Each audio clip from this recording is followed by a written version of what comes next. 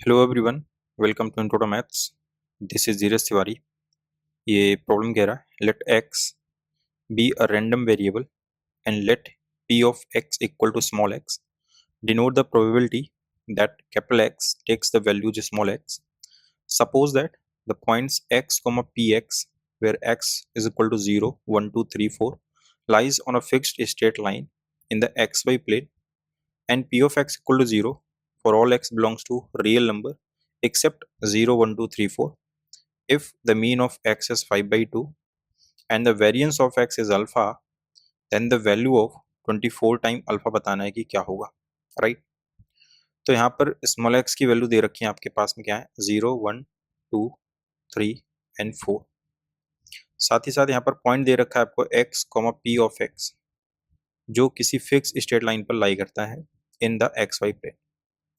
तो उस लाइन की इक्वेशन हम जनरल फॉर्म में लिख लेते हैं। यहाँ पर y equal to M X plus C type की कोई एक लाइन है अपने पास में, ठीक है। यहाँ पर y का मतलब क्या है, दैट इज पी एक्स। भाई यहाँ पर x कमा पी एक्स है, यानी कि x कमा वाई, एक्स वाई प्लेन में इस तरह से कोऑर्डिनेट लिखते हैं। यहाँ पर y का मतलब क्या है, that is P X, P X. Clear है। नाउ अब हमें यहाँ पर मीन दिया गया है, if the mean of x is 5 by 2।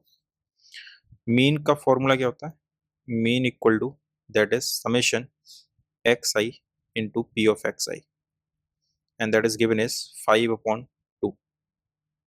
तो p ऑफ एक्स आई वो हम यहाँ से लिख सकते हैं, है ना, M X I plus C. तो यहाँ से क्या हो जाएगा, summation X I and M X I plus C equal to 5/2। X I यहाँ पर अंदर मल्टीप्लाई कराते हैं, ये हो जाएगा M summation X I square and plus C into summation X I equal to 5/2। ये तो आप यहाँ से समेशन एन स्क्वायर का फॉर्मूला लगा लो, और ये तो आपके पास में छोटी वैल्यूज हैं एक्स की 0 1 2 3 4, तो आप डायरेक्ट कैलकुलेट कर सकते हो। तो यहाँ से कितना हो जाएगा, दैट इज एम, 0 का स्क्वायर 0, 1 का स्क्वायर 1, 2 का स्क्वायर 4, 3 का स्क्वायर 9, 4 का square 16 and plus C into summation X I that is 0 plus 1 2 3 and 4। Clear, equal to कितना है, दैट इज 5/2। सो यहाँ से हो जाएगा ये 16 9 25 4 29 that is 30 M and plus C, यहाँ से कितना मिल जाएगा 4 3 7 2 9 1 10 इक्वल टू 5/2। ठीक है, यहाँ से आप कॉमन कर सकते हो कितना, 5 कॉमन हो जाएगा यहाँ से आपका। वैसे तो 10 कॉमन दिख रहा है, 10 कॉमन कर लेते हैं। सो ये हो जाएगा आपका 3m प्लस का c equal to 5/2। So 3m plus c equal to, ये 5 से 5 कैंसिल आउट हो जाएगा एंड दैट इज 1/4। क्लियर है, इतना यहाँ से ये m और c में एक इक्वेशन आ गई। यहाँ से दूसरी m और c में एक इक्वेशन और मिल जाए तो m और c की वैल्यू पता चल जाएगी। दूसरा है कि अपने पास में कि समेशन ऑफ प्रोबेबिलिटी जो है p ऑफ एक्स आई वो कितना होता है, दैट इज 1। भाई 1 से ज़्यादा एक्सीड तो करेगा नहीं समेशन प्रोबेबिलिटी का, तो एक कम हम यहाँ से कर सकते हैं। तो इसको कैसे लिखेंगे, summation p of X I.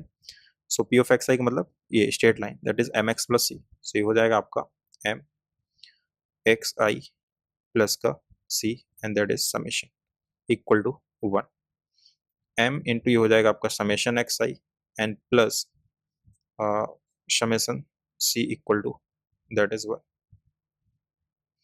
Clear ना।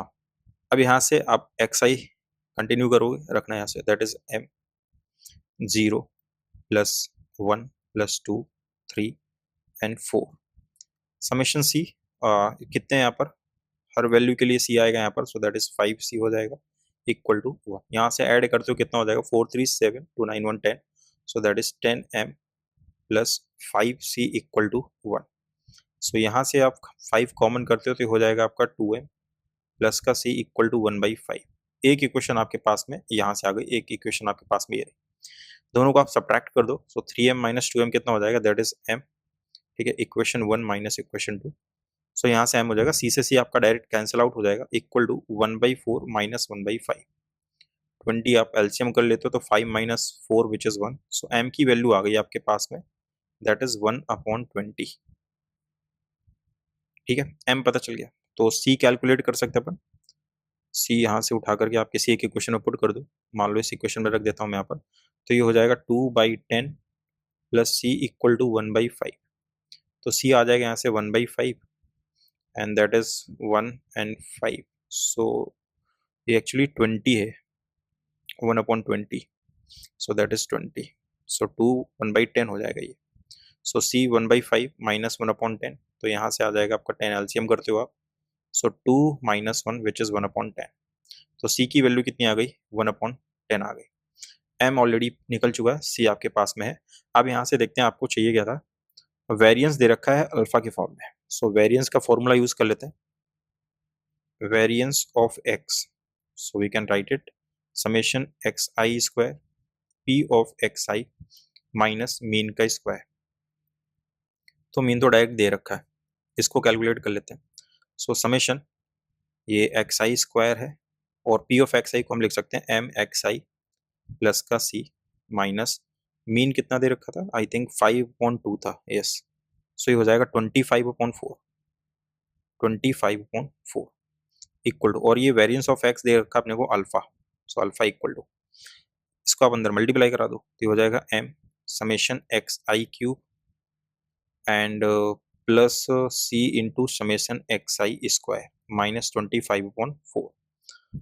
सो एम एंड एक्स क्यूब को हम क्या लिख सकते हैं यहाँ पर, एक्स आई क्यूब को 0 का क्यूब 0, 1, 2 का क्यूब 8, 3 का 27, 4 का 64 plus C summation X I square already निकाल चुके थे हम लोग कई बार. सो यहाँ से कितना आया था, 30 आया था माइनस 25/4.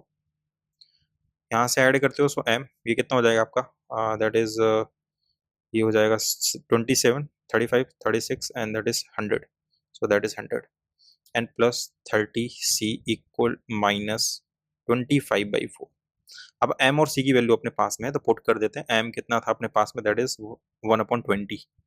सो ये हो जाएगा 100 अपॉन में 20 प्लस 30 और c that is 1/10, so minus 25 upon में 4. यहाँ से आप एलसीएम कर लेते हो 20 का, सो that is 100 plus 60 and minus 5, तो दैट इज 125.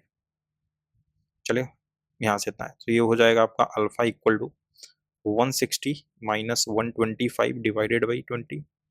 सो यहाँ से कितना आ जाएगा आपका 160 minus 125, so which is 35 upon में 20, सो 5, 7 एंड 5, 4. सो अल्फा की वैल्यू आ गई यहाँ से, दैट इज 7/4. पूछा गया था 24 टाइम अल्फा.